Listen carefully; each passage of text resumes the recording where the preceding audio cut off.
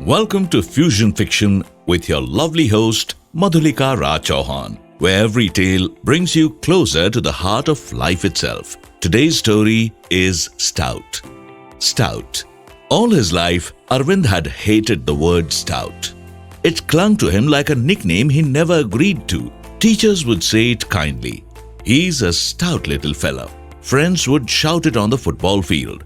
Relatives used it like it was a compliment. But to Arvind, it was a word that carried weight, literally and figuratively. He wasn't fat exactly, not in the way that stood out. But stout? That word made him feel square, immovable, inelegant. He would have preferred solid, maybe even resolute. But stout? The word made him wince every time. He had grown into a quiet, bookish man. He was still stout, still sensitive, and still wore loose clothes. The only part which intrigued Arvind about his body was a strange birthmark, placed on his right inner thigh, right near the side of the knee. An almost calligraphic smudge of dark brown had puzzled him since childhood. During quiet afternoons, under the neem tree's shade, he would trace the mark's outline with his finger. That mark made him feel special. He imagined himself to be a lost scion of a royal family from a far-off land who had been dropped off unceremoniously into his present surroundings. He would often eye his childhood pictures with suspicion. Sometimes he found his nose different from his Ai and Baba, and other times his eyes. His grandmother, whom Arvind was especially fond of, would tell him it was a sign that his soul had been marked by the gods for something special.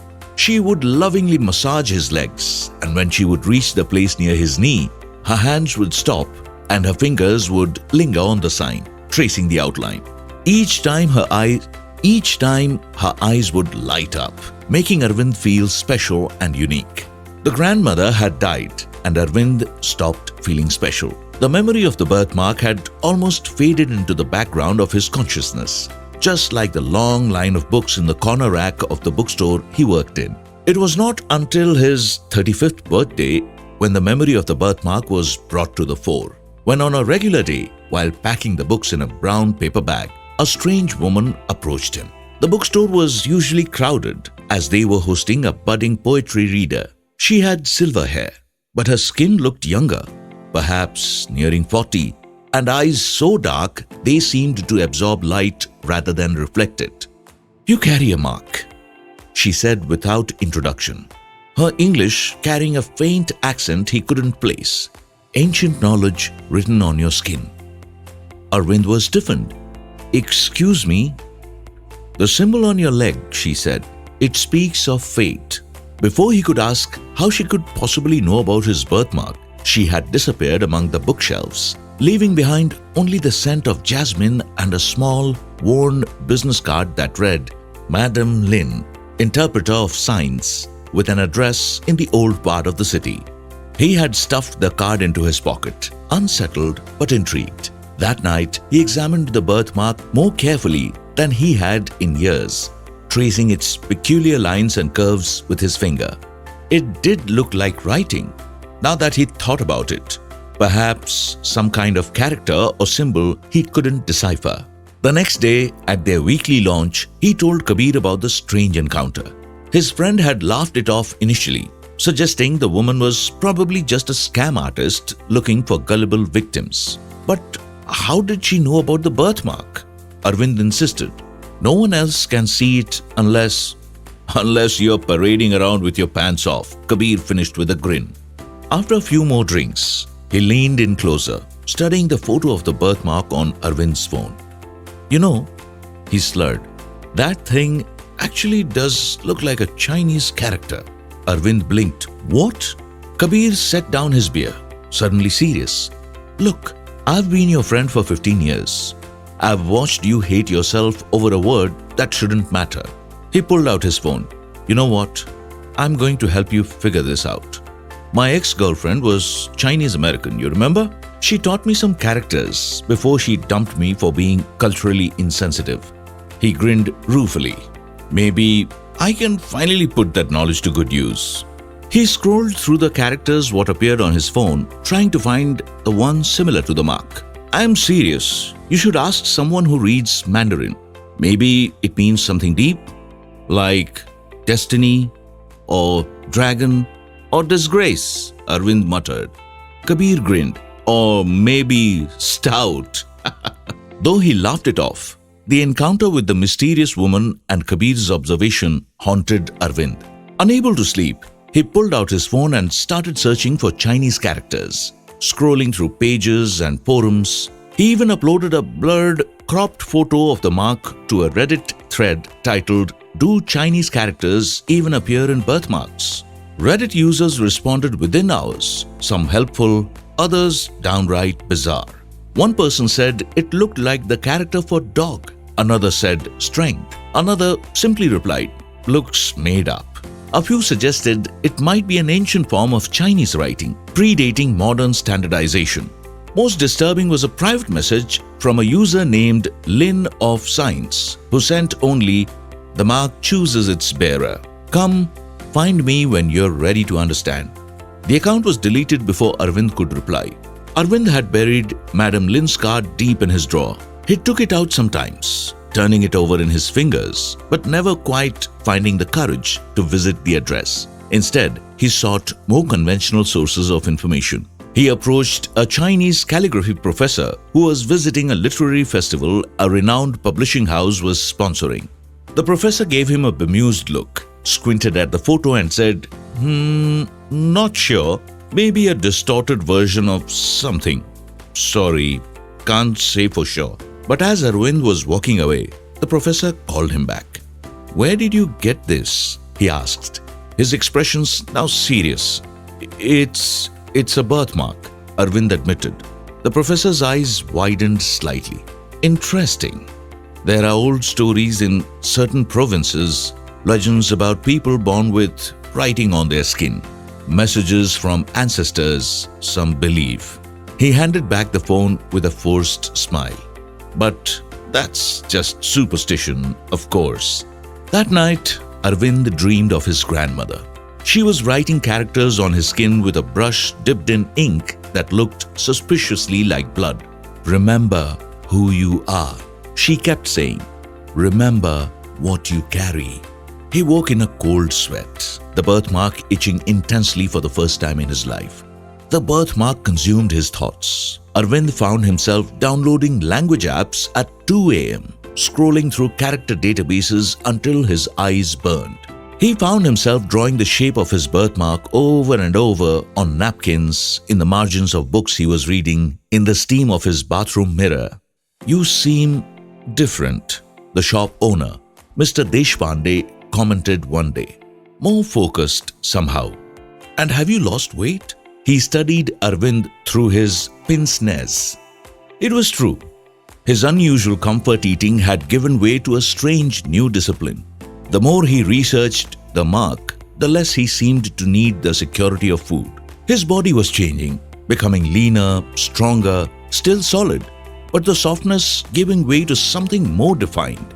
People had stopped calling him stout, but somehow he barely noticed. 3 months into his quest, he received an anonymous package at the bookstore marked for him. Inside was an ancient-looking book with yellowed pages covered in Chinese characters and a note in elegant handwriting. "When the student is ready, the teacher appears." The return address was from Professor Chen at the university. A handwritten note was tucked inside. "I couldn't stop thinking about your birthmark. The book belonged to my grandmother. She would have wanted you to have it. The shop owner mentioned in the inscription might interest you. Madam Lin has been in the Chinese Quarter for decades." 3 days later, another message from Lin of Science appeared. "The crane finds its way home when ready. Room 12, above the tea shop." This time the account stayed active. When Arvind clicked on the profile, he found a single photo, the brass plaque from Madam Lin's door. That evening, as rain lashed against his window, Arvind finally worked up the courage to visit the address on the card. He walked around the puddled streets looking for the Chinese Quarter, the labyrinthine streets lined with street vendors and evening vendors. He looked up to find an old rusted board announcing the Chinese Quarter, wedged between a traditional medicine store and a restaurant. The windows were covered with red paper cutouts and its door marked only by a small brass plaque with a single Chinese character, the same as on the Reddit user. The bell tinkled as he entered, and the scent of lemongrass enveloped him. The shop was filled with scrolls, jade figurines, and glass cases containing what looked like ancient artifacts. Behind a beaded curtain, the silver-haired woman emerged as if she'd been waiting for him all along. "You've come," she said simply. "Tea?" she offered, as Arvind declined politely. Arvind watched as Madam Lin carefully placed her delicate teacup on the small table. It was as if she had been waiting for him. "Show me the mark." In the privacy of a back room lit by paper lanterns, Arvind reluctantly lifted his trousers to reveal his birthmark. Madam Lin studied it without touching, her expressions shifting from curiosity to surprise to something like reverence. "In ancient times," she began, her voice low, "certain children were born with messages, warnings, prophecies, destinies written in their flesh. They were considered blessed by the gods, chosen to carry knowledge across generations." "And mine?" Arvind asked, throat dry. "What does mine say?" She traced the air above his mark. "It is the old form of Chuan, a powerful character. It means strength, vigor, vitality." She looked up at him with those depthless eyes. "But in its oldest sense, it means one who stands firm like a mountain." "Like stout," Arvind whispered. She nodded slowly. "Yes, exactly like your English word stout. Not the modern meaning that suggests heaviness, but the original meaning, something unshakable, resolute, enduring." "But why?" Arvind asked. "Why would I be born with this? My family isn't Chinese. We have no connection to it." "The universe speaks many languages," she interrupted. "Sometimes it marks us with truths we need to discover for ourselves." She pressed something into his hand, a small jade pendant carved with the same character. "This is who you are, who you have always been, not defined by shape or size, but by essence." He left the shop in a daze, the pendant warm against his palm. That night he dreamed of mountains standing firm against storms, of ancient guardians holding their ground, of himself, strong, immovable, purposeful. The next morning, Arvind woke to find the birthmark seemed darker, more defined, as if it had somehow strengthened overnight. And for the first time in years, he looked at himself in the mirror without flinching.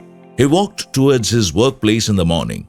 "Arvind, you look different," said Rambabu, the fruit seller, squinting in disbelief. He smiled. "Still stout," he said, touching the jade pendant in his pocket, and for once, the word didn't feel as heavy.